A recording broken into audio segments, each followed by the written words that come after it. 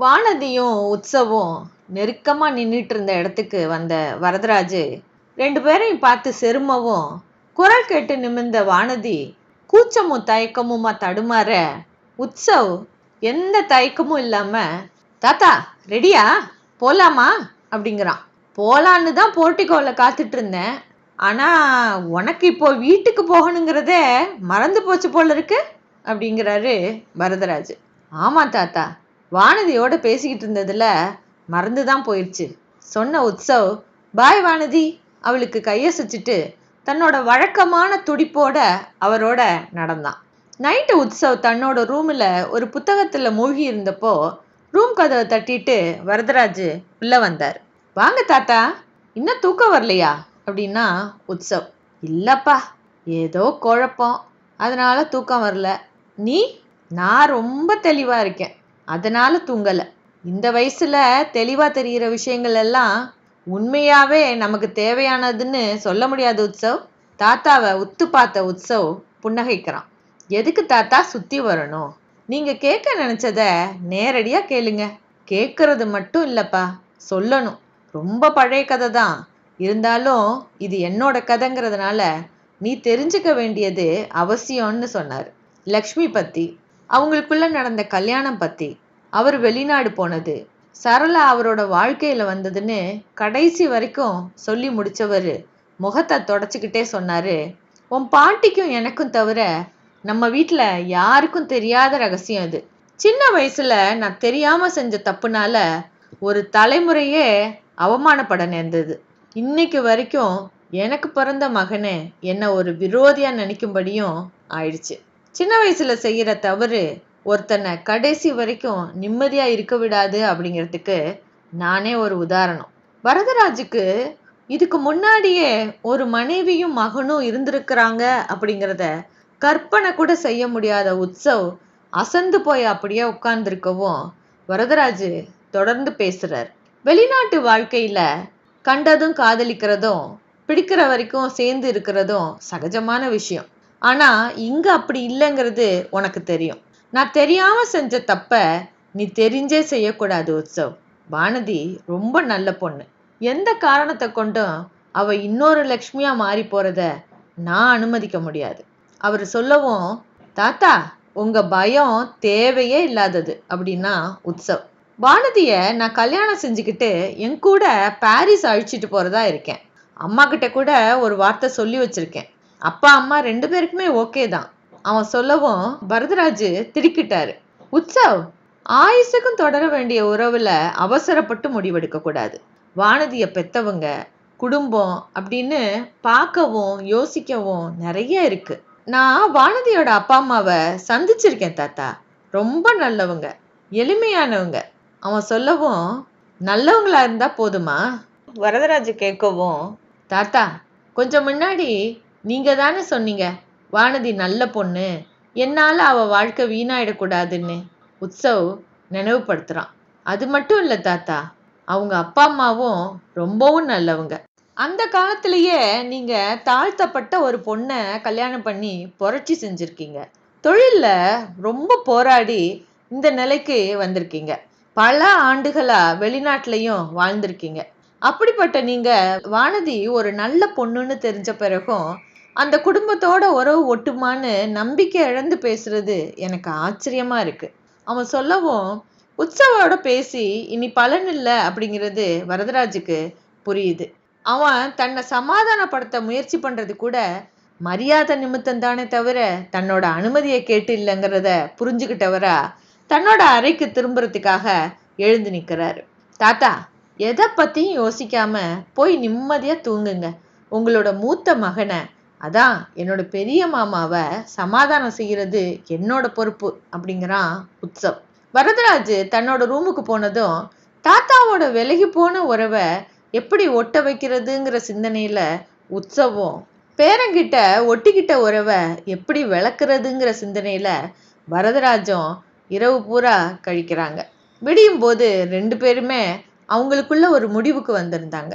கொஞ்ச நாட்களுக்கு முன்பு அப்படின்னா உற்சவ் வானதியோட விருப்பத்தை முழு மனசா ஏத்துக்கிட்டு வரதராஜே முன்னாடி நின்று எல்லா ஏற்பாடுகளையும் செஞ்சிருப்பாரு.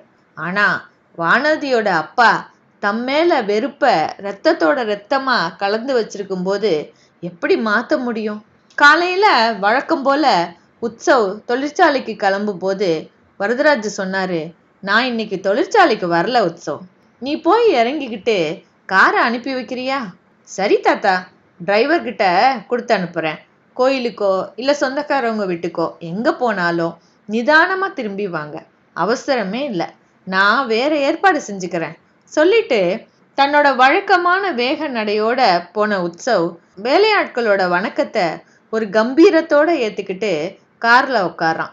அவனை பார்த்த வரதராஜு, என்னை மன்னிச்சிடு உற்சவ், உனக்காக மட்டுமில்ல மொத்த குடும்பத்தோட நல்லதுக்காகவும் இந்த முடிவை நான் எடுக்க வேண்டியிருக்கு அப்படின்னு மனசுக்குள்ள சொல்லிக்கிட்டார். உற்சவ் திருப்பி அனுப்பின கார்ல ஏறி உட்காந்து டிரைவர் கிட்ட, வானதி வீடு உனக்கு தெரியுமா அப்படின்னாரு வரதராஜ். தெரியும் சார், போயிருக்கேன். டிரைவர் சொல்லவும், சரி அங்க போ சொன்னவரு பின்னால சாஞ்சு உட்கார்ந்தார். அவருக்கு தெரிஞ்சு வானதியோட குடும்பம் பண்பானது, கிராமத்துல இருக்கிறதுனால மான மரியாதைக்கு பயந்தவங்களா இருப்பாங்க. ஆனா இன்னமும் பழைய பிடிவாதத்தோட இருந்தா தன்னோட பேரன் உற்சவ் வெற்றிகரமான இளைஞனா இங்க வந்து தோல்வி அடைய நேரிடுமோன்னு அவரு சிந்தனையில இருக்கும் போதே வண்டி செம்மண் சாலையில ஒரு குழுக்களோட போய் ஒரு வீட்டுக்கு முன்னாடி நிக்குது. கண்களை திறக்கிறாரு வரதராஜ். சார், இந்த வீடு தான் அப்படிங்கிறான் டிரைவர். வரதராஜ் இறங்கி நின்னாரு. ரம்யமான அந்த சூழ்நிலை அவரோட மனச மயக்குது. சில வருஷங்களுக்கு முன்னாடி அவர் இங்க வந்திருக்காரு. கூடவே அப்போ சரளாவும் இருந்தா. அப்போ இத்தனை பெரிய வீடு இல்ல. ஒருவேளை இது வேற இடமோ? பின்னால வந்த டிரைவரை அழைக்கிறதுக்காக அவர் திரும்புற சமயம் பார்த்து பாஸ்கரன் உள்ள இருந்து வெளியில வந்தவன் அவரை அடையாளம் கண்டுகிட்டு, ஐயா வாங்க அப்படிங்கிறான் கைகளை குவிச்சு. வரதராஜ் புரியாம பார்க்கவும், என்ன ஞாபகம் இல்லை உங்களுக்கு? நான் வானதியோட மாமா. சில வாரங்களுக்கு முன்னாடி ஒரு கல்யாணத்துல சந்திச்சோமே. அவன் நினைவுபடுத்தவும் வரதராஜ் புரிஞ்சுக்கிட்ட பாவனையில தலையசைக்கிறார். வாசல்ல பேச்சு குரல் கேட்கவும், மாப்பிள்ள யார் வந்திருக்காங்க? வீட்டுக்கு பின்னாடி இருந்து கேட்டுக்கிட்டே வந்தாரு சங்கரன். வானதியோட முதலாளி வந்திருக்காரு மாமா. பாஸ்கரன் வரதராஜுவ சங்கரனுக்கு அறிமுகம் பண்ணவும் ஒருத்தரை ஒருத்தர் பார்த்துக்கிட்ட ரெண்டு பேரும் எதிர்பாராத அதிர்ச்சியில சிலையாயி நிக்கிறாங்க. வரதராஜ் கீழே விழாம இருக்கிற பொருட்டு பக்கத்துல இருந்த மரத்தோட கிளை ஒன்ன கெட்டியா பிடிக்கிறாரு. சங்கரன் முகத்துல ஆறா பெருகின வியர்வைய தொடச்சுக்கிட்டே, இப்போ என்ன சொன்னீங்க அப்படிங்கிறாரு பாஸ்கரன் கிட்ட. இவருதான் வானதியோட முதலாளி மாமா, ஏற்கனவே நாங்க சந்திச்சிருக்கோம் சொன்ன பாஸ்கரன், உள்ள வாங்க சார், வானதியை தேடியா இத்தனை தூரம் வந்தீங்க? வானதியும் அத்தையும் இங்க பக்கத்துல சொந்தக்காரங்க வீடு வரைக்கும் போயிருக்காங்க, வர்ற நேரம் தான். இன்னைக்கு வானதிக்கு லீவு தானே, ஏதாவது முக்கியமான விஷயமா? உள்ள வந்து உட்காருங்க அப்படின்னா பாஸ்கரன் விருந்தாளிய உபசரிக்கிற விதமா. வரதராஜ் வேரோடி போனவரா அப்படியே நிக்கவும், இங்க யாரும் வர வேண்டாம் அப்படின்னாரு சங்கரன் கடுமையான குரல்ல. இங்க புதுசா தொடர்பை ஏற்படுத்திக்கவோ இல்ல சொந்தம் கொண்டாடவோ இங்க யாரும் தயாரா இல்ல. இத்தனை நாள் பார்க்காத விதமா சங்கரனோட குரலும் அதுல தெரிஞ்ச உதாசீனத்தையும் பார்த்த பாஸ்கரனுக்கு தூக்கி வாரி போடுது. மறுபடியும் மத்தவங்க பேசுறதுக்கு முன்னாடி சங்கரனே பேசுறாரு. வானதி இனிமே வேலைக்கு வரமாட்டா. என் மகளோட முதலாளியா கூட யாரும் இருக்கிறத நான் விரும்பல. ஏன், அவளை கண்ணால பாக்குறத கூட நான் விரும்பல. இதுக்கு மேல இங்க நின்று யாரும் நேரத்தை வீணாக்க வேண்டாம் அப்படின்னவரு, மாப்பிள்ள தேங்காய் ஏத்திட்டு போக லாரி வந்துடும், வாங்க நம்ம வேலையை நம்ம பார்ப்போம், வேண்டாதவங்களோட பேசி நேரத்தை வீணாக்காதீங்க அப்படின்னாரு பாஸ்கரன் கிட்ட. பிறகு அதுக்கு மேல அங்க நிக்காம வீட்டோட பின்பக்கம் குவிச்சிருந்த தேங்காய்களை ஆட்கள் நார் உரிக்கிறத பாக்குறதுக்கு போனாரு. வரதராஜ் தான் நினைச்சு வந்த விஷயம் அப்படியே நடக்கிறத நினைச்சு இடிஞ்சு போனாரு. வானதி தம் பேத்தி தாங்கிறத நினைச்சு சந்தோஷப்படுறதா இல்ல இத்தனை வருஷங்களுக்கு பிறகும் மகன் அதே வெறுப்போட இருக்கிறத நினைச்சு துயரப்படுறதா? கால்கள் பின்ன நடக்க முடியாம தடுமாறினவரை பார்த்த டிரைவரு ஓடி வந்து கைகளை பிடிச்சிட்டு அழைச்சிட்டு போனான். திகைச்சு போய் கல்லான் நின்ன பாஸ்கரன் சுய உணர்வு பெற்றவனா தன்னோட மாமனாரை தேடி போனான். உற்சவ் ரொம்ப குழப்பத்துல இருந்தான். எல்லார்கிட்டையும் எரிஞ்சு விழறான். வானதி 4 நாளா தொடர்ச்சியா தொழிற்சாலைக்கு வரல. அவளோட போனும் சுவிட்ச் ஆஃப் பண்ணப்பட்டிருந்துச்சு. டிரைவரை அனுப்பி பார்த்துட்டு வர சொன்னப்போ இனி அவ வேலைக்கு வரமாட்டாங்கிற பதில் கிடைச்சது. இந்த எதிர்பாராத திருப்பம் அவனுக்கு திகைப்பா இருந்தது. ஒருவேளை வானதி தன்னோட விருப்பத்தை வீட்டுல சொல்லியிருப்பாளோ? பார்வைக்கு நல்லவங்களா தெரிகிற அவளோட பெற்றோர் மகளோட விருப்பத்துக்கு மதிப்பளிக்க மாட்டாங்க அப்படிங்கிறத அவனால நம்ப முடியல. 2 நாளா தனக்குள்ளேயே யோசிச்ச உற்சவ் தன்னை பத்தின அவங்களோட சந்தேகங்களை தெளிவுபடுத்தி நம்பகத்தன்மைய தான் ஏற்படுத்தணுங்கிற முடிவுக்கு வந்தவனா வானதியோட வீட்டுக்கு போனான். அவன் போன நேரம் மொத்த குடும்பமும் ஹால்ல உட்கார்ந்து. அவனை பார்த்த முகங்கள்ல ஒரு வியப்பும் சங்கடமும் தெரிஞ்சது. சுவரோரமா சரிஞ்சு உட்கார்ந்திருந்த வானதிக்கு உற்சவ பார்த்ததும் அவளையும் அறியாம கண்கள் கலங்குது. வானதிய பார்த்த அவனும் ஒரு நிமிஷம் பேச வாய் வராம நிக்க, தம்பி என்ன விஷயமா வந்தீங்க அப்படின்னா வேணி தயக்கத்தோட. வானதி ஏன் வேலைக்கு வரல அப்படின்னா உற்சவ், வானதிக்கு கல்யாணம் செய்யறதா முடிவு செஞ்சிருக்கோம், அதனால இனி அவ வேலைக்கு வரமாட்டா அப்படின்னாரு சங்கரன் அவனுக்கு பதில் சொல்ற விதமா. கல்யாணம் செய்ய முடிவு செஞ்சது நல்ல விஷயம்தான், ஆனா மாப்பிள்ளை யாருங்கிறதையும் வேலைக்கு போகலாமா வேண்டாமாங்கிறதையும் நீங்க எப்படி முடிவு செய்ய முடியும்? அவன் கேட்க, வேற யாரு முடிவெடுப்பாங்க?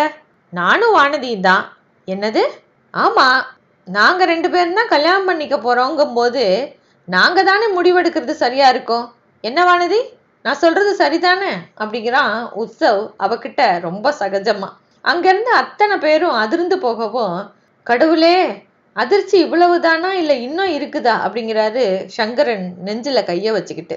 நீங்க அதிர்ச்சி அடைய வேண்டிய அவசியம் இல்லை அங்கிள், என்கிட்ட எந்த கெட்ட பழக்கமும் இல்லை, நல்லா சம்பாதிக்கிறேன், எல்லாத்துக்கும் மேல உங்க பொண்ணை ரொம்ப விரும்புறேன், அவளை சந்தோஷமா பாத்துக்குவேன், என்னோட பெத்தவங்களுக்கு என்னோட சந்தோஷம்தான் முக்கியம், அதே மாதிரி உங்களுக்கும் உங்க பொண்ணோட சந்தோஷம்தான் முக்கியம்னு நீங்க நினைச்சா மறுக்காம எங்க கல்யாணத்தை நடத்தி வைங்க. மகளா தேடிக்கிட்டாங்கிற ஒரே காரணத்துக்காக என்ன நீங்க எதிரியா பார்க்காதீங்க. உற்சவ் பேசி முடிக்கவும் சங்கரன் திரும்பி மகளை பார்க்க வானதி அப்பாவோட பார்வையை எதிர்கொள்ள முடியாம தயங்குறா. பெத்தவங்களுக்கு மகளோட முகம் விஷயத்தை உணர்த்தவும் சங்கரன் ரொம்ப அமைதியான குரல்ல சொல்றாரு, உங்களோட பெத்தவங்க மாதிரியே தான் எங்களுக்கும் எங்க பொண்ணோட சந்தோஷம்தான் முக்கியம், அவ தேர்ந்தெடுத்தவரு அப்படிங்கிறதுக்காக மட்டும் இல்லாம எங்களுக்கும் உங்களை பிடிச்சுதான் இருக்கு, ஆனா இதனாலெல்லாம் இந்த கல்யாணத்தை நடத்திட முடியாது. ஏன் ஏன் முடியாது அப்படின்னா வேகமா, எத்தனையோ தனிப்பட்ட காரணங்கள் கருத்துக்கள் இருக்கும், எல்லாத்தையும் வெளிப்படையா சொல்ல முடியாது, அப்படி சொல்றதுனால புண்ணியமும் இல்லை, நீங்க படிச்சவரு நாகரிகம் தெரிஞ்சவரு, அதனால இனிமே தொல்லை தர மாட்டீங்கன்னு நினைக்கிறேன். நாசுக்கா இனி வர வேண்டாங்கிறீங்க, ஆனா சராசரி இந்திய பெற்றோர்களுக்கே உரித்தான பிடிவாதம் அப்படிங்கிறத தவிர நீங்க மறுக்கிறதுக்கு வேற காரணம் இருக்கிறதா எனக்கு தோணல. இந்த பிடிவாதம் மாதிரி நீங்க இறங்கி வரணும், அதுக்கு தேவையான நேரம் எடுத்துக்கங்க சொன்ன உற்சவ், வானதி நம்ம 2 பேரும் தான் சேர போறோம், மனசை தளர விடாத, நான் வரட்டுமா, பாய் அப்படின்னு வானதிட்ட சொல்லிட்டு கிளம்பி போனான். அது வரைக்கும் ஒரு வார்த்தை பேசாம உட்கார்ந்திருந்த வானதி அவன் காரு கிளம்பி போன சத்தம் கேட்டதும் எழுந்து தன்னோட அறைக்கு போனான். தொடர்ந்து உள்ளே இருந்து கேட்ட அழுக சத்தம் வீட்டுல இருந்தவங்கள கலங்கடிச்சுது. இரவு சுருண்டு படுத்திருந்த மகளோட பக்கத்துல வந்து உட்கார்ந்தாரு சங்கரன். வீங்கி இருந்த அவளோட முகத்தையும் கலைஞ்சு பறந்த கூந்தலையும் பார்த்து மனசு துடிச்சவரா, வானதி அப்படின்னாரு கனிவான குரல்ல. அப்பாவை பார்த்ததும் வானதி எழுந்து உட்கார்றா. அப்பா கிட்ட கோவமாடா அப்படின்னாரு சங்கரன்.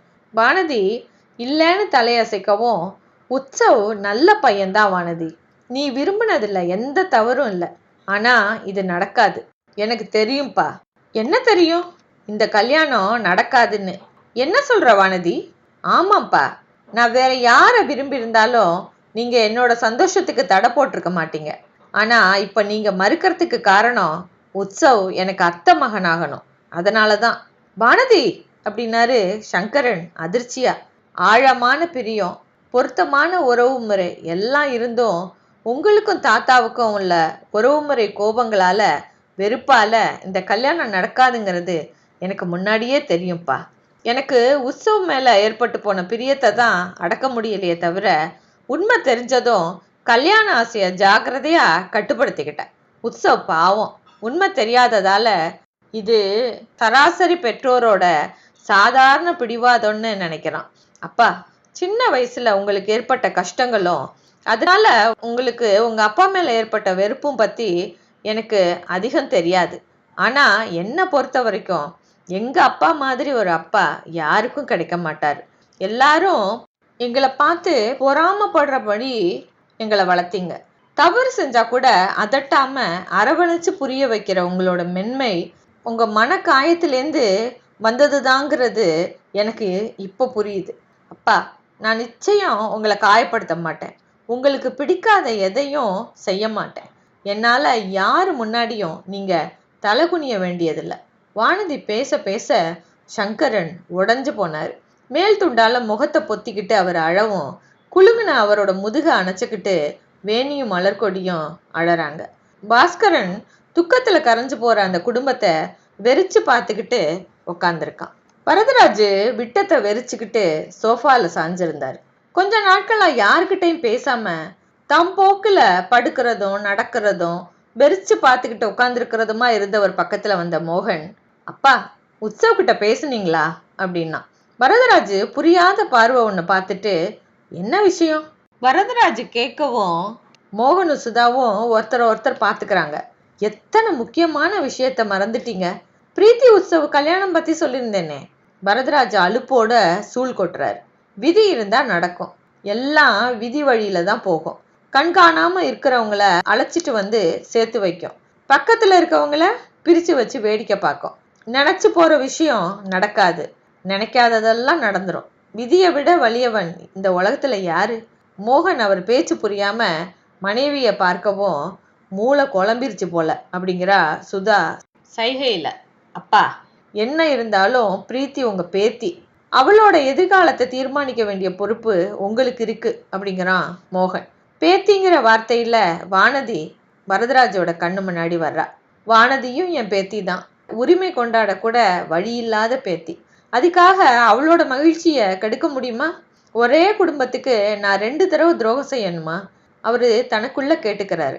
அப்பா அப்படிங்கிறான் மோகன் பொறுமை இழந்து. வரதராஜ் திரும்பி மகனை பார்த்தாரு.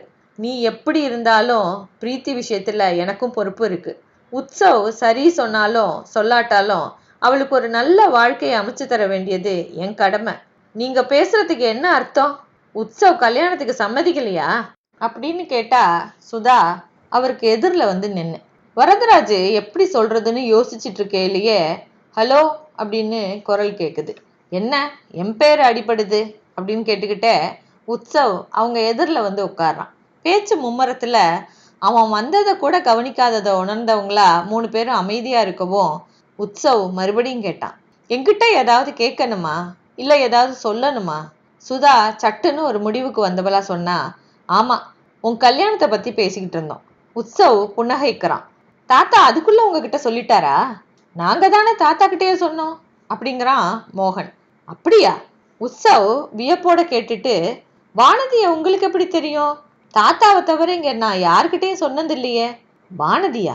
உங்ககிட்ட வேலை பார்க்குற பொண்ணையா கல்யாணம் பண்ணிக்க போற அப்படின்னா மோகன் திகைப்போட. அந்த பொண்ணு ஒரு சமயம் ஏதோ சாக்கு சொல்லிக்கிட்டு வீட்டில் பெண்கள் இல்லாத சமயமா பார்த்துட்டு இங்க வந்திருக்கா. நல்ல குடும்பத்து பொண்ணு இப்படிலாம் செய்வாளா? சுதா குரோதத்தோட பேச வரவும் வரதராஜ் அவளை அதட்டுறாரு. நாம நினைச்சது நடக்கலைங்கிறதுக்காக அடுத்தவங்கள பழிச்சு பேசக்கூடாது சுதா. பிரீத்தி விஷயம் என் பொறுப்புன்னு சொன்னதுக்கு பிறகு இந்த வீட்டில் வேற யாரும் எதை பத்தியும் பேசக்கூடாது. போங்க இங்கேருந்து அப்படின்னாரு குடும்பத் தலைவரோட கண்டிப்பான தொனியில. முகத்தை தொங்க போட்டுக்கிட்டே 2 பேரும் போகவும், என்ன விஷயம் தாத்தா அப்படின்னா உற்சவ் வியப்போட. அதை விடு, நீ ஏன் இன்னைக்கு சீக்கிரம் வந்துட்ட, அதை சொல்லு முதல்ல அப்படிங்கிறாரு வரதராஜ். உங்ககிட்ட சில தகவல்கள் கேட்க வந்தேன். என்ன தகவல்? உங்களோட மூத்த மகன் பத்தி. அவர் எங்க இருக்கிறாருங்கிற விவரம் வேணும். எதுக்கு அந்த விவரம்? அவரை சமாதானப்படுத்த முடியுமான்னு பார்க்கணும். முடிஞ்சா அவரை இங்க அழைச்சிட்டு வந்து. அவன் சொல்லிட்டு இருக்கும் போதே, முடியாது உற்சவ் அப்படிங்கிறாரு வரதராஜ். உங்களால முடியாதது என்னால முடியக்கூடும் இல்லையா? முதல்ல அவங்க முகவரி கொடுங்க தாத்தா. முதல்ல இதுக்கு பதில் சொல். வானதி வீட்டில் நீங்க 2 பேரும் விரும்புகிற விஷயம் தெரியுமா? தெரியும். எப்படி தெரியும்? நான் தான் சொன்னேன். நீயா? நீ எப்போ அவங்கள பார்த்த? 2 நாள் முன்னாடி வானதி வீட்டுக்கு போனேன் தாத்தா. அவளோட அக்கா, அக்கா கணவர்னு மொத்த குடும்பமும் அங்க இருந்தது. வானதிய கல்யாணம் செஞ்சுக்க விரும்புறதா சொன்னேன். அதுக்கு அவங்க என்ன பதில் சொன்னாங்க? என்ன சொன்னாங்க? டிப்பிக்கல் இந்திய பெற்றோரா மறுப்பு தெரிவிச்சாங்க. இருந்தாலும் நான் விட போறதில்ல. காத்திருக்கிறதா சொல்லிட்டு யோசிக்க அவகாசம் கொடுத்துருக்கேன். கடைசி வரைக்கும் முடியாதுன்னு சொன்னாங்கன்னா அவங்க சம்மதமே இல்லாம நாங்களே கல்யாணம் செஞ்சுக்க வேண்டியதுதான். வேற வழி இல்லை. வேண்டாம் உற்சவ், அப்படி பண்ணாத அப்படின்னாரு வரதராஜ். வளர்ந்த பிள்ளைங்களோட மனசை புரிஞ்சுக்காம பிடிவாதம் பிடிக்கிறவங்க கிட்ட வேற எப்படி நடந்துக்க முடியும் தாத்தா அப்படின்னா உற்சவ் கோபமா. வரதராஜ் கெஞ்சலா அவனோட கைகளை பிடிச்சுக்கிட்டாரு. அந்த குடும்பத்துக்கு நான் கொடுத்த வேதனையோட வடு இன்னும் மறையாம இருக்கு. அதே வடுவுல நீயும் காயப்படுத்தாத. தாத்தா, நீங்க சொல்றது புரியல அப்படின்னா உற்சவ் குழப்பத்தோட. வரதராஜ் சங்கரனை பத்தியும் தான் அங்க போனதையும் சங்கரனோட கோபத்தையும் பேரங்கிட்ட விவரிக்கவும் அவன் திகைச்சு போறான். இந்தியா வந்ததுல இருந்து அவன் சந்திக்க நேர்ந்த எதிர்பாராத சம்பவங்களை யோசிச்சு பார்க்கும்போது இது நிஜமா இல்ல ஒரு சுவாரஸ்யமான நாவலோட பக்கத்தை தான் புரட்டுறமான்னு பிரம்ம கூட ஏற்படுது. உற்சவ் அப்படின்னாரு வரதராஜ் 2வது தடவையா. உற்சவ் அவரோட பேச்சை கவனிச்சான். சங்கரன் என் மேல இன்னும் வெறுப்பை வளர்த்து வச்சிருக்கான். வானதி மேல உனக்கு இயல்பா ஏற்பட்டு போன பிரியத்தை கூட மகளை பிரிக்க நான் செஞ்ச சதி செயலாதான் அவன் நினைப்பான். நீ அவங்கள எதிர்த்து வானதிய கல்யாணம் பண்ணிக்கிட்டா இளமை பருவத்துல அவனுக்கு அரவணைப்பை கொடுக்காதன்னா அவனோட நடுத்தர வயசுல பக்கத்துல இருக்க வேண்டிய மகளையும் பிரிச்சிட்டதா அவன் நினைப்பான். என் கூட சேர்த்து மகளையும் வெறுக்க ஆரம்பிப்பான். பிரிஞ்சே இருந்தாலும் சங்கரன் என் பையன். என்னை பொறுத்த வரைக்கும் மோகனுக்கும் அவனுக்கும் எந்த வித்தியாசமும் இல்லை.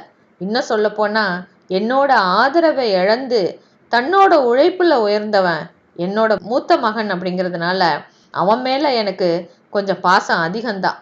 அவனை எந்த விதத்திலையும் யாரும் புண்படுத்துறத நான் பார்த்துக்கிட்டு இருக்க முடியாது. அது நானாவே இருந்தாலும் சரி. உற்சவ் அவனுக்கு விவரம் தெரிஞ்சதுலேருந்து முதல் தடவையா துவண்டு போனான். வானதியோட தன்னோட கல்யாணம் நிச்சயம் நடக்கும்னு உறுதியா நினைச்சிட்டு இருந்தான். தான் நினைச்சதையே நடத்தி பழக்கப்பட்டவங்கிறதுனால முதல்ல வரதராஜ் மறுப்பு தெரிவிச்ச போதும் அதுக்கு பிறகு வானதியோட பெற்றோர் மறுப்பு சொன்ன போதும் அவன் அதை பெருசா எடுத்துக்கல. ஆனா இவங்களோட மறுப்புக்கு பின்னால இப்படி ஒரு காரணம் இருக்குங்கிறத அவன் நினைச்சு கூட பார்க்கல. இந்த மாதிரி ஒரு நிலைமையில வானதி துணிஞ்சு அவனை கல்யாணம் பண்ணிக்க சம்மதிப்பாளா அப்படிங்கிறதே இப்போ அவனுக்கு சந்தேகமா இருக்கு. பேரனோட மகிழ்ச்சிக்கு தானே தடையா இருக்கிறோங்கிற குற்ற உணர்வோட வரதராஜ் தலை குனிஞ்சு உட்கார்ந்துருக்க உற்சவ் குழப்பத்தோட உச்சியில இருந்தான். அடுத்து வந்த நாட்கள்ல 2 குடும்பத்திலையுமே கனத்த அமைதி நிலவுது. வானதி தம் பேச்சையும் சிரிப்பையும் மறந்து போய் வீட்டுக்குள்ளேயே முடங்கி போறா. உற்சவ் தொழிற்சாலையில இயந்திரங்களோட தானும் ஒரு இயந்திரமா மாறி போனான். சின்னவங்களை பார்த்த 2 குடும்பத்து பெரியவங்களும் தங்களுக்குள்ள கொமைஞ்சு போனாங்க. நடக்கிறதெல்லாம் அமைதியா கவனிச்சுக்கிட்டு இருந்த பாஸ்கரன் தான் எதிர்பார்த்த தருணம் வந்துருச்சுன்னு உணர்றான். காயை எப்படி நகர்த்தலான்னு யோசிக்க ஆரம்பிச்சான். சங்கரன் மத்தியான வெயில்ல வயல்ல அலைஞ்ச களைப்புல கைத்து கட்டல்ல சாஞ்சாரு. உடல் களைச்சு போனாலும் மனசு முழிச்சுக்கிட்டு இருந்து அளபாஞ்சுது. 4 சுவத்துக்குள்ள அடைஞ்சு கிடந்த வானதி மலரோட வற்புறுத்தலோட பேர்ல வேணியோட புறவிப்பாளையம் போயிருந்தா. வீட்டோட தனிமையில மூடிய கண்களுக்குள்ள மகளோட எதிர்காலம் பாரமா வந்து உட்காருது சங்கரனுக்கு. கண்ணு ஓரத்துல வந்து நின்ன கண்ணீரை மேல் துண்டால ஒத்தி எடுத்தப்போ, மாமா தூங்குறீங்களா அப்படின்னு கேட்டுக்கிட்டே அவர் பக்கத்துல வந்தான் பாஸ்கரன். வானதியும் வேணியும் மலரை பார்க்க புறவிப்பாளையம் வந்திருந்தாங்களே, நீங்க பார்க்கலையா அப்படின்னாரு சங்கரன். அவங்கள பார்த்ததுக்கு பிறகுதான் கிளம்புனேன். வானதி ரொம்ப இழைச்சு போயிட்டா அப்படின்னா பாஸ்கரன். எனக்கும் அவளை பத்தி தான் கவலையா இருக்கு அப்படிங்கிறாரு சங்கரன். கவலை என்னம்மாம்மா? வானதி தான் உங்க பேச்ச மீற மாட்டேன்னு சொல்லிட்டாளே. உங்களுக்கு தெரிஞ்ச பையனா பார்த்து கல்யாணம் செஞ்சு வைக்க வேண்டியது தானே. ஆனா வானதியோட மனசுல இருக்கிறது அந்த பையன் தானே. எனக்காக கல்யாணத்துக்கு சம்மதிச்சாலும் மனசுக்கு பிடிக்காத அவ வாழ்க்கை சந்தோஷமா இருக்குமா? அப்படின்னா அவ விரும்புற பையனுக்கே செஞ்சு வைங்க. இத்தனையும் தெரிஞ்ச பிறகு இப்படி சொல்றீங்களே. நான் யாரை பார்க்கவே கூடாதுன்னு இத்தனை நாள் ஒதுங்கி இருந்தேனோ அவங்க கிட்டே நிரந்தரமா என் பொண்ணை எப்படி அனுப்பி வைக்க முடியும்? ஒரு கல்யாணங்கிறது ரெண்டு குடும்பங்களை இணைக்கிறது இல்லையா? சின்ன வயசுல இருந்தே விரோதியா நினைச்சு வளர்ந்திருந்த ஒருத்தர் கூட என்னால சேர முடியுமா? மக வீடுங்கிற உரிமையோட அங்க போகவோ, சம்மந்தி வீட்டுக்காரங்கன்னு இங்க அழைச்சு சீராட்டவோ முடியுமா? சொல்லுங்க மாப்பிள்ள. மாமா, மலர்கொடிய என்னைக்கு திருமணம் செஞ்சுக்கிட்டு இந்த வீட்டு மாப்பிள்ள ஆனனோ அன்னையிலேருந்து மனசளவுல என்னை இந்த வீட்டோட மூத்த மகனாதான் நான் நினைச்சுக்கிட்டு இருக்கேன். அந்த உரிமையில உங்ககிட்ட கொஞ்சம் பேசலாமா அப்படிங்கிறான் பாஸ்கரன். சொல்லுங்க அப்படிங்கிறாரு சங்கரன் நெகிழ்ந்து போய். மாமா, உங்க அப்பாவை நீங்க வெறுத்த அளவுக்கு உங்க அம்மா வெறுக்கல இல்லையா அப்படிங்கிறான் பாஸ்கரன். ஆமா, கடைசி வரைக்கும் என் அம்மா அவரை பத்தி மரியாதையோடயே தான் பேசுவாங்க. என்கிட்ட குறைச்சு பேசினதே இல்லை. உண்மையில அவரு நல்லவரா இருக்கலாம் மாமா. அவரு ரெண்டாவதா கல்யாணம் பண்ணிக்கிட்ட மனைவியோட உங்களை தேடி வந்த போதே உங்களுக்கு அது புரிஞ்சிருக்க வேண்டாமா? தட்டி கழிச்சிட்டு போக நினைக்கிறவரா இருந்தா இத்தனை வருஷம் கழிச்சு தேடி பிடிச்சு ஏன் சொந்தம் கொண்டாடணும்? யாருக்குமே தெரியாத தன்னோட முதல் திருமணத்தை அவர் ஈஸியா மறைச்சிருக்கலாம். தன்னோட ரெண்டாவது மனைவி கிட்ட சொல்லி இருக்கிறதுல இருந்தே அவரு மனசாட்சி உள்ளவர்னு தெரியுது. நீங்க சொல்றபடி அவர் நல்லவரா இருந்தாலும் சின்ன வயசுல இருந்து நான் பட்ட கஷ்டத்துக்கு அவரால் ஈடு கொடுக்க முடியுமா அப்படிங்கிறாரு சங்கரன். இறந்த காலத்துக்கு பதில் சொல்ல யாராலையும் முடியாது மாமா. உங்களோட துன்பமான கடந்த காலத்துக்கு வானதியோட மகிழ்ச்சியான எதிர்காலம் பலியாயிடக்கூடாது. மாப்பிள்ள, என்னோட 2 பெண்களும் தான் என்னோட உயிர். வானதியோட எதிர்காலத்துல எனக்கு அக்கறை இல்லைன்னா சொல்றீங்க? இருக்கு மாமா, நிச்சயம் இருக்கு. ஆனா அந்த அக்கறை நடந்து போனதெல்லாம் மன்னிக்கிற அளவுக்கு விசாலமானதா இருக்கணுங்கிறேன். சங்கரன் பதில் பேசாம இருக்கவும் பாஸ்கரன் தொடர்ந்தான். உற்சவ கொஞ்ச நாளைக்கு முன்னாடி நான் சந்திச்சேன் மாமா. அன்னைக்கு நம்ம வீட்டுக்கு வந்து கண்டிப்பா வாணிதியை தான் கல்யாணம் பண்ணிக்க போறதா சொல்லிட்டு போனவன் பிறகு ஏன் எந்த முயற்சியும் எடுக்கலன்னு எனக்கு ஆச்சரியமா இருந்தது. உற்சவ் கிட்ட பேசினப்போதான் அவன் நம்ம வீட்டுக்கு வந்தப்போ உங்களோட உறவு முறை பத்தி அவனுக்கு தெரியாது. தான் விரும்பின பொண்ண கல்யாணம் பண்ணியே தீரணுங்கிற ஆவலோட தான் வந்திருக்கான். இங்கேருந்து போன பிறகுதான் அவனோட தாத்தா மூலமா விஷயம் தெரிய வரவும் அதிர்ந்து போயிட்டான். உங்க அப்பா உற்சவ் கிட்ட என் மகனுக்கு தெரிஞ்சோ தெரியாமலோ நான் கொடுத்த துரோகம் போதும், அதனால மறுபடியும் அந்த குடும்பத்துக்கு எந்த அவமானமும் ஏற்படக்கூடாதுன்னு உற்சவோட கைய கட்டி போட்டிருக்கிறாரு. தாத்தாவோட நியாயமான கட்டளைய மீறவும் முடியாம தான் விரும்புற பொண்ண மறக்கவும் முடியாம உற்சவ் தவிக்கிறத பார்க்க வருத்தமா இருந்தது. நீங்க தலையசைச்சா போதும், எல்லாருடைய முகமும் மனமும் மலர்ந்து போகும். சங்கரன் மௌனமாவே இருக்கவும், மாமா, உங்க அப்பாவுக்காக இல்ல, உங்க பொண்ணுக்காக இறங்கி வாங்க. உங்களோட கோபம் நியாயமானதுதான். அதே மாதிரி வானதியோட ஆசையிலையும் நியாயம் இருக்குது. உங்களுக்கு பிடிக்காத குடும்பத்து பையன் அப்படின்னு தெரிஞ்சு அவ தன்னோட பிரியத்தை விட உங்க கௌரவம் தான் முக்கியம்னு சொன்னா இல்லையா? அப்படிப்பட்ட பொண்ணுக்கு நீங்க என்ன செய்ய போறீங்க? எதையாவது செய்யறத விட அவ விரும்பினதையே அவளுக்கு கொடுக்கறது தானே சரியானதா இருக்கும். பாஸ்கரன் கொஞ்சம் விட்டாலும் எங்க சங்கரன் பழைய நிலைக்கு போயிடுவாரோங்கிற பயத்துல விடாம பேசி பேசி அவரை வழிக்கு கொண்டு வந்தான். முத்துக்கவுண்டரை பார்க்க சங்கரன் அவரோட வீட்டுக்கு போனப்போ வரதராஜுவை வரவழைச்சு அப்பாவையும் மகனையும் பாஸ்கரன் சந்திக்க வைக்கிறான். மகனோட கைகளை பிடிச்சுக்கிட்ட வரதராஜு, இப்போவாது என்னை பார்க்கணும்னு தோணுச்சே, இத்தனை வருஷம் நான் காத்துட்டு இருந்தது வீண் போகலப்பா அப்படிங்கிறாரு கண்களை தொடச்சிக்கிட்டு. சங்கரன் உணர்ச்சி மேலிட்டால பேச வராம தவிக்கவும் பாஸ்கரனும் முத்துக்கவுண்டரும் சகஜமா விலகி குத்தலோ குதர்க்கமோ இல்லாம பழைய கதைகளை பேச ஒரு சந்தர்ப்பம் அமைச்சு கொடுக்கறாங்க. பிறகு வரதராஜும் சங்கரனும் வானதி உற்சவோட எதிர்காலத்தை பத்தி திட்டமிட்டாங்க. சங்கரனோட குடும்பத்துல மகிழ்ச்சி களை கட்டுது. சங்கரனுக்கு தன்னோட சின்ன வயசு ஏக்கங்களுக்கும் மகளோட கல்யாணத்துக்கும் ஒரு சுகமான முடிவு ஏற்பட்டுட்டதா ஒரு நிறைவு ஏற்படுது. பால்கனியில உட்கார்ந்து ஏதோ புத்தகத்தை சுவாரஸ்யமே இல்லாம புரட்டிக்கிட்டு இருந்த உற்சவ அழைச்சாரு வரதராஜ். சின்ன வயசு பையன் சுறுசுறுப்பும் துடிப்புமா இல்லாம இப்படியா சோர்ந்து கிடப்பாங்க? நீ கிளம்பு, நம்ம வெளியில போயிட்டு வரலாம் அப்படின்னாரு பேரன்கிட்ட. எங்க தாத்தா? அத அங்க போனது சொல்றேன். நல்லா ட்ரெஸ் பண்ணிக்கிட்டு ட்ரிம்மா வரணும். கொஞ்ச நாட்களா சோர்ந்து போயிருந்த தாத்தா உற்சாகத்தோட பேசுறத கேட்கவும் உற்சவுக்கு வியப்பா இருந்தது. என்ன விஷயம் தாத்தா? சீக்கிரம் லேட் பண்ணாம கிளம்பு அப்படின்னாரு வரதராஜ். அவரோட அவசரமும் ஆர்வமும் உற்சவுக்கும் ஆவலை ஏற்படுத்த வெளியில போகிறதுக்கு தயாராகி வந்தான். 2 பேரும் கார்ல உட்கார்ந்ததும் டிரைவர் வண்டியை எடுக்க, இப்போவாது சொல்லுங்க அப்படின்னா உற்சவ். உனக்கு பொண்ணு பார்க்க போறோம் உற்சவ். தாத்தா, உங்களுக்கு பைத்தியமா பிடிச்சிருக்கு அப்படிங்கிறான் உற்சவ் கோபமா. எனக்கு இல்ல, உனக்கு பிடிச்சிருக்கிற பைத்தியத்தை தெளிய வைக்கத்தான் இந்த ஏற்பாடு. காரை நிறுத்துங்க, நான் இறங்கணும்.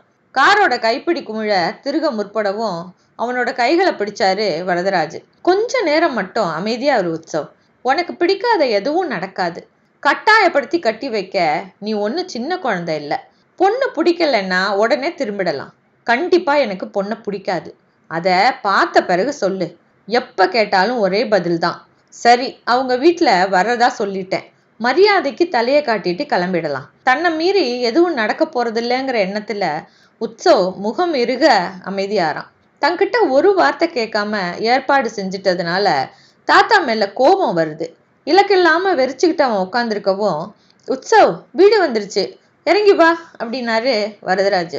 அலட்சியமா தலையை கோதி விட்டபடி கார்லேருந்து இறங்கின உற்சவ், தாத்தா இது வானதியோட வீடு அப்படின்னா நம்ப முடியாத ஆச்சரியத்தோட, என் மகனோட வீடும் கூட அப்படின்னாரு வரதராஜ்.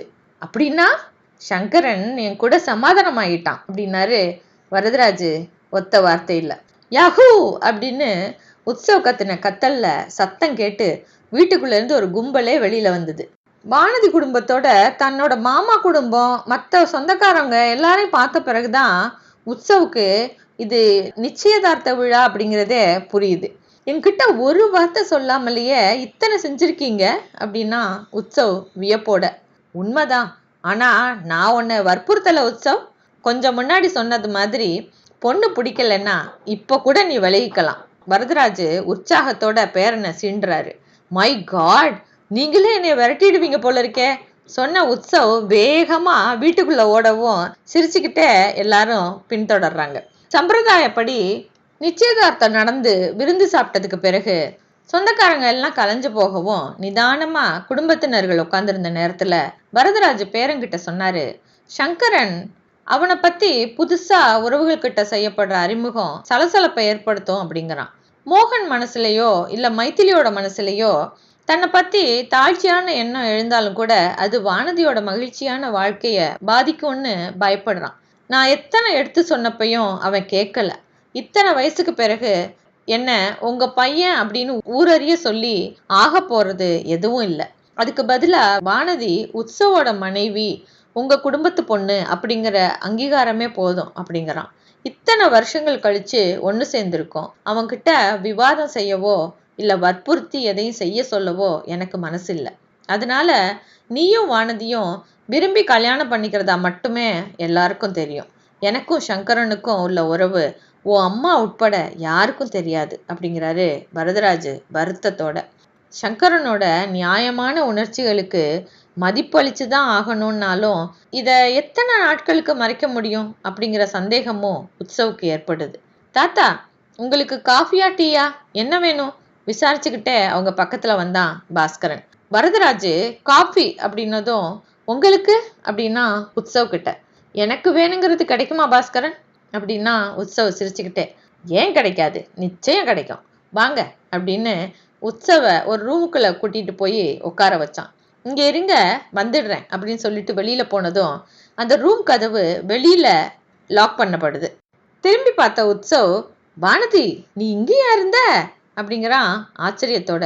இதே ஏன் ரூம், நான் இங்க இருக்கிறதுல என்ன ஆச்சரியம் இருக்கு அப்படின்னா வானதி, உண்மைதான், நம்ம 2 பேரும் சந்திச்ச பிறகு நம்ம வாழ்க்கையில நடந்த விஷயங்கள் எல்லாமே வித்தியாசமானதா தான் இருக்குது அப்படின்னு சொல்லிக்கிட்டே உற்சவ் அவ பக்கத்துல வந்தான். ஆனா இத்தனை ஆச்சரியங்களுக்கு அப்பாற்பட்ட ஒரு விஷயம் இருக்கு, அது என்னன்னு சொல்லு பார்க்கலாம். முகத்தை நிமித்தி கண்ணங்களை பிடிக்கிறான்.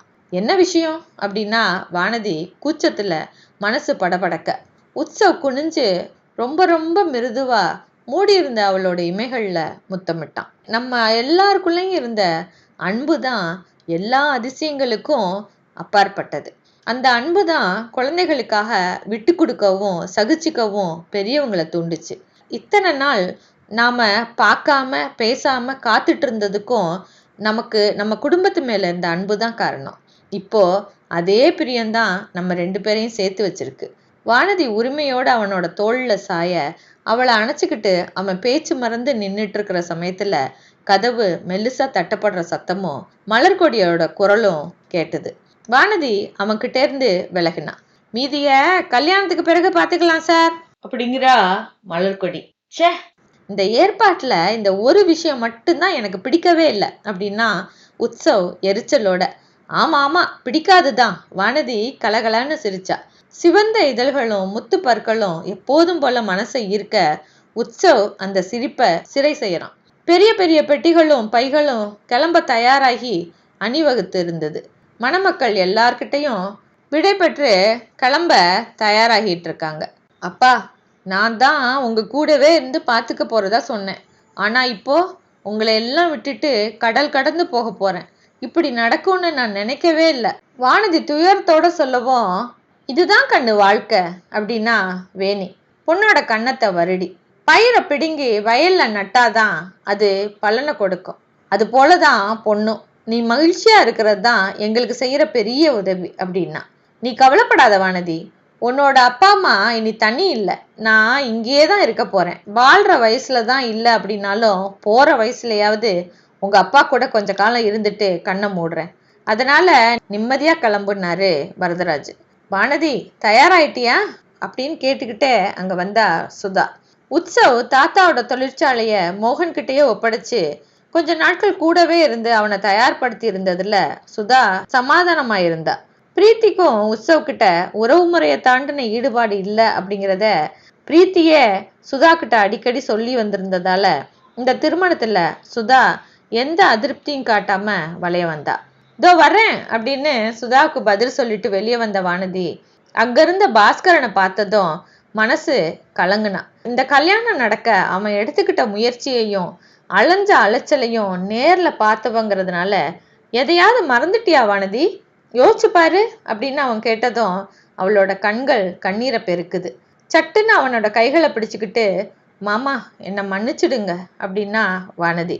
வானதி, நீ என்ன சொல்ற அப்படின்னா பாஸ்கர் திகைச்சு போய், மாமா, என் அப்பா அவர் அப்பா கூட சேர்றதுக்கும் உற்சவும் நானும் ஒன்று சேர்றதுக்கும் நீங்க தான் காரணம். என் அக்காவை என்கிட்டேருந்து பிரிச்சுட்டதா விவரம் தெரியாத வயசுல உங்க மேல கோவப்பட்டுட்டு இருந்தேன். ஆனா என் அப்பாவோட ஜாதி உண்டாக்குன சமூக அடையாளங்களை புறக்கணிச்சு அக்காவை கல்யாணம் பண்ணி உள்ளூர்லயே வாழ்ந்து காட்டுறதுக்கு பரந்த மனப்பான்மை இருக்கணும். எங்க குடும்பத்துக்கு எத்தனை பெரிய துணையா நீங்க இருந்திருக்கீங்கிறது இப்பதான் புரியுது.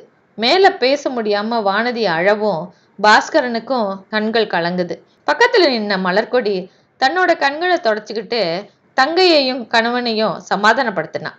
வானதி, நான் தனியா பிறந்தவன் அப்படிங்கிறதுனால எப்போதுமே உன்னை என் கூட பிறந்த பொறுப்பாதான் நினைச்சிட்டு இருந்தேன். நீ உற்சவ விரும்ப தொடங்கினத நீ உணர்றதுக்கு முன்னாடியே நான் தெரிஞ்சுக்கிட்டதாலதான் மாமாவை என்னால தயார் பண்ண முடிஞ்சது. நீ என்கிட்ட சகஜமா பழகலைங்கிற ஒரு குறை மட்டும் அடி மனசுல இருந்துகிட்டே இருந்தது. இப்போ அதுவும் இல்லை. நல்லபடியா போயிட்டு வா வானதி. இனி நம்ம வீட்டுல யாருக்கும் எந்த மனக்குறையும் இல்லைன்னா பாஸ்கரன் உணர்ச்சி வசப்பட்டு தங்களோட விருப்பப்படியும் மகனோட ஆசைப்படியும் நல்ல பொண்ணா கிடைச்சு கல்யாணம் நல்லபடியா நடந்து முடிஞ்ச நிறைவுல மைதிலியும் ராமச்சந்திரனும் மணமக்களோட எல்லார்கிட்டையும் விடை பெற்று கிளம்புனாங்க. சேர்ந்துட்ட மகிழ்ச்சியையும் பிரிஞ்சு போற துன்பத்தையும் சுமந்துக்கிட்டு கிளம்ப தயாரா இருந்த விமானத்துல உட்கார்ந்திருந்த உற்சவ் மனைவியோட காதுக்கு பக்கத்துல முணுமுணுத்தான். ஏ பட்டிக்காடு, முதல் தடவையா ஃப்ளைட்ல வர இல்ல, பயமா இருந்தா என்னை கெட்டியா பிடிச்சிக்கோ. பயம்லாம் இல்ல, ஆனா பிடிச்சுக்கிறேன். வானதி புன்னகையோட அவன் தோல்ல சாஞ்சா. சுபமான ஒரு முடிவோட உள்ள கதை.